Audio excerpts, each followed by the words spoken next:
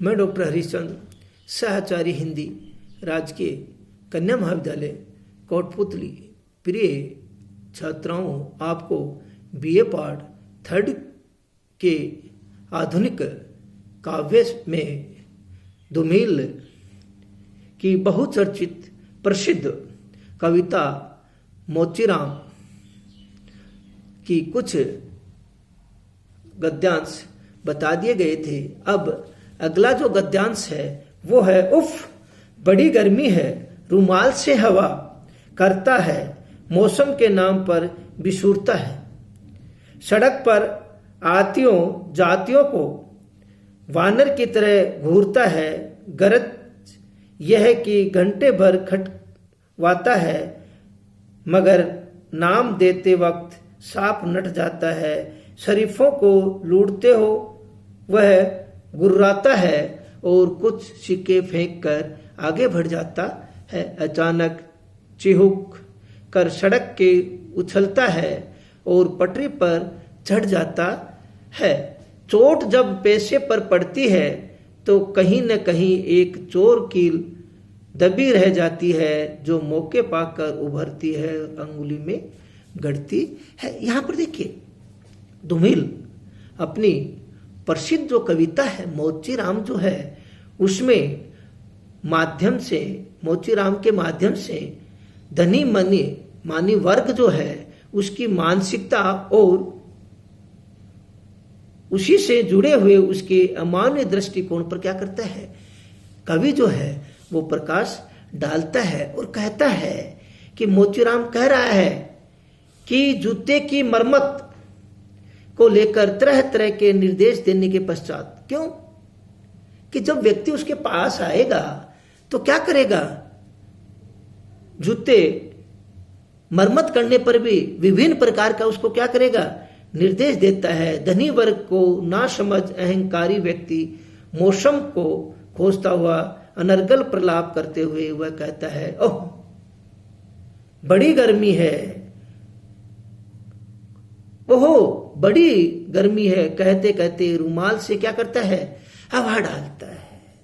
रुमाल से क्या करता है, हवा करते हुए सड़क पर आने जाने वाले अन्य जो लोग हैं, विभिन्न जातियों के जो लोग हैं, उन पर क्या करता है, वो दृष्टि डालता है, उसको दृष्टि से देखता है और काम में लगवा देता है।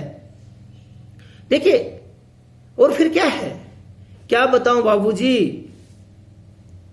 कि वह मेरे घंटे भर और गुर्राने से आवाज में कह उठता है कि लूट मचा रखी है, समय में काम लगवा देते हैं किंतु मजदूरी देने के नाम पर चौंकते हैं, मुकरते हैं और गुर्राने की सी आवाज निकालते हैं, मगर नाम देते वक्त साफ नट जाते हैं और मजदूरी से बहुत कम कुछ सिक्के मेरे को क्या करते हैं, वो देते हैं। साफ नट जाते हैं, शरीफों को लूटते हो, गुर्राते हैं, और क्या है वो कहते हैं, शरीफ व्यक्ति को क्या करते हो, लूटते रहते हो, और कुछ सिक्के फेंक कर आगे बढ़ जा, और क्या है, कुछ पैसे देकर वो क्या होता है, कुछ मजदूरी देकर वो क्या करता है, उन सिक्कों को उसकी तरफ क्या कर देते हैं, फेंक देता है और आगे बढ़ जाता है। अचानक चौंक कर सड़क से उछलता हुआ और आगे बढ़ते हुए देखते देखते ही वह सड़क पर चौंकता हुआ उछलकर पटरी पर चलने लगता है। बाबूजी, मजदूरी के लिए जब चोट उसके पैसे या मजदूरी पर पड़ती है तो उसके सीने पर कहीं न कहीं कील चुभती है। क्यों कि उसका तो क्या है, पैसा ही वही है। जब पैसा ही नहीं दिया जाता है और उस पर चोट करता है तो वो क्या कहता है कि बाबूजी, उस पर क्या होती है, मजदूरी पर चोट करने पर सीने में कहीं न कहीं कील चुभती है, उसकी कसक या आहा कोई न कोई चोर कील जूते में बिना ठुकी रह जाती है। देखिए कितना अच्छा व्यंग किया है कि व्यक्ति उसकी मजदूरी नहीं देता है, व्यक्ति उसका पूरा कार्य करने का पैसा नहीं देता है, तो क्या कहता है कि जो उसमें कील ठोकी हुई है वो कील कहीं न कहीं क्या है, रह जाती है और वो उसको क्या करती है, चुभती रहती है। जो मौका पाकर उभरती है और अंगुली में गड़ती है और वो मौका पाके क्या हो जाती है, निकलती है। धूमिल कहते हैं मोचीराम के माध्यम से कि वो निकलती है और उसको क्या करती है, अंगुली को चुभती रहती है। यहां पर क्या है कि मोचीराम के माध्यम से मजदूर जो वर्ग है उसका व्यक्ति की स्थिति नियति का क्या है, पूरा करुणाशील रूप से उसका वर्णन किया है। धनी मानी जो वर्ग है वो क्या है, मूल्यहीन और पतित मानसिकता के होते हैं। वो देते हुए भी क्या होते हैं, चार सुनाते हैं। यही धूमिल की मोचीराम कविता से है। अगला है, मगर इसका मतलब ये नहीं है कि मुझे कोई गलतफहमी है। मुझे हर वक्त ये ख्याल रहता है कि जूते और पैसे के बीच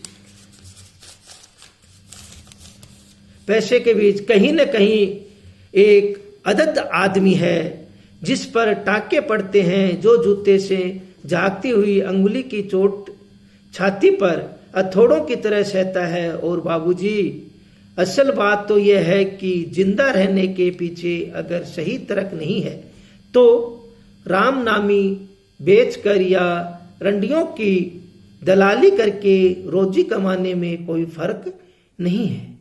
और यही वह जगह है जहां हर आदमी अपने पैसे से छुटकर भीड़ की चमकता हुआ हिस्सा बन जाता है। देखिए धूमिल अपने मोचीराम कविता में कितनी अच्छी बात व्यंग्यात्मक रूप से, जिसमें कपटी लोगों को क्या है, खबर ली गई है, उनकी कलाई खोलकर उनके योग्य स्थान पर उन्हें बिठाया गया है। सामान्य आदमी की भौतिक पीड़ा की टीस वह बराबर उत्पन्न करता है। व्यंग्य के माध्यम से वो क्या है, कवि कहता है कि मोचीराम कहता है कि मैं उस व्यक्ति की नियत के बारे में तनिक भी संदिग्ध नहीं हूं और न ही हृदयहीन व्यक्ति हूं कि जानबूझकर जूते में कील उभार दूं ताकि कोई पीड़ित हो। मैं हर समय अपना काम पूरी सावधानी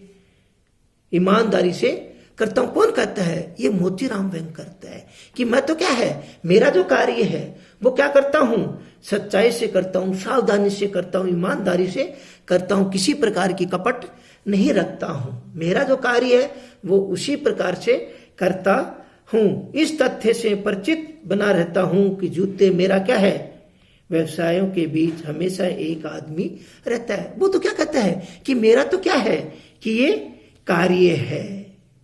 क्यों कि मेरा तो क्या है, व्यवसाय जो है यही है। मैं तो क्या है कि हमेशा एक आदमी रहता है। उसी खालिश आदमी को भी कभी पीड़ा पहुंचाना नहीं चाहता। आदमी के जूते टाकों से ठीक किए जाते हैं। जब उस आदमी की कोई अंगुली फटे हुए जूते में से बाहर झांकती है तो उस पर चोट करती है। वह अपनी अवस्था पर विवश दिखाई देती है। सत्य बात है। वह कितना अच्छा किया है कि जब निकलता है, बाहर निकल जाता है तो उस पर क्या होता है कि वो भीतर की जो चोट है वो उस अंगुली पर करता है। आदमी जैसे तैसे जिंदा रह के मजबूर है, कभी सुकर्म करके कभी अपकर्म करके भी जिंदा रहता है, परंतु सही काम करके जीविका चलाना ही मानवीय दृष्टिकोण से उचित है। तो क्या कहता है कि व्यक्ति क्या है, विभिन्न प्रकार के कार्य करते हैं जिंदा रहने के लिए, सुकर्म भी अपकर्म भी, परंतु क्या है वो कहता है जीविका चलाने के लिए वो अपना क्या है, श्रम का जो कार्य है वही करता है। यदि ऐसा नहीं माना जावे तो राम नामी बेचकर या वैश्या की दलाली करके भी तो लोग जीते हैं। पैसे की भलाई बुराई में कोई अंतर नहीं है। इस प्रकार जिंदे रहने वाले की भीड़ यही तर्क देती है कि ऐसी स्थिति में विशिष्ट पैसा चाहे मोची हो या कोई और व्यर्थ हो जाता है। आदमी भीड़ का हिस्सा बनकर रह जाता है, अर्थात दृष्टि में सभी जीते हैं। उसका व्यवसाय तो जीने का बहाना मात्र है। अच्छा या बुरा व्यवसाय केवल जीने के लिए करते हैं। सभी लोग जिंदा है मात्र भीड़ के अंग बने हुए। तो जो कार्य है, व्यवसाय है, वो क्या है? केवल जिंदा रहने के लिए ही करते हैं। उनका क्या है? धूमिल जो है मोतीराम के माध्यम से यथार्थ जो जीवन है, यथार्थ जो दृष्टि है, उसका क्या करता है? परिचय देता है। ईमानदारी और श्रम निष्ठा को क्या है? यहां पर अपनी व्यंजना के माध्यम से धूमिल मोतीराम के माध्यम से समाज को बताता है कि व्यक्ति क्या है? ईमानदारी और श्रम निष्ठा से क्या है? कार्य करता है तो व्यक्ति क्या होता है? आगे बढ़ता है और अपनी व्यंजना करता है, अपना कार्य करता है। यहां पर क्या है कि जो अमीर और गरीब है उसके व्यंग के माध्यम से धूमिल मोतीराम को माध्यम से क्या करता है? चोट पहुंचाता है। और इनकी जो भाषा है वो बहुत सरल है और वो शैली जो है वो गतिशीलता और नाटक के रूप में दिखाई देती है। जय हिंद, जय भारत।